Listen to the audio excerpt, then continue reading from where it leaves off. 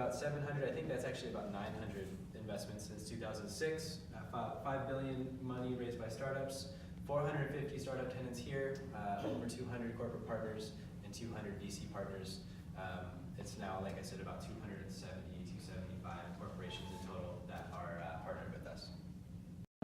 Guarded Health, these are all companies that we've invested in that have reached $1 billion of valuation. Some other interesting ones here as well, but those are some of the major ones.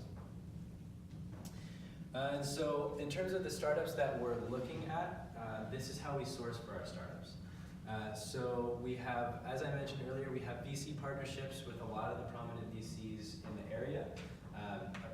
About 50% of venture capital globally is deployed from one street in Menlo Park on Sand Hill Road. The same umbrella of what we call connected things.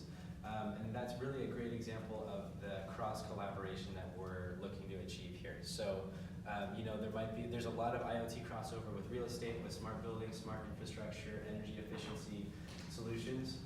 And then also mobility is playing a huge part in real estate as well. Some of our partners are looking at autonomous driving, and they're trying to figure out how that's going to affect the way buildings are being built. And it's this revolutionary approach that's not maybe tomorrow, but it's probably the next 5 to 10 years. And so that's, you know, that cross-collaboration that is really beneficial is that all of these people have the chance to interact with one another and learn from one another.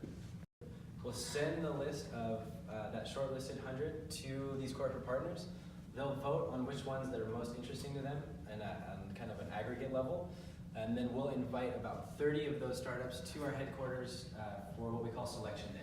And so this is a private event where the startups will pitch in front of our anchor partners, those gold plaques that you saw downstairs, basically for a chance to make it into that 3-month program.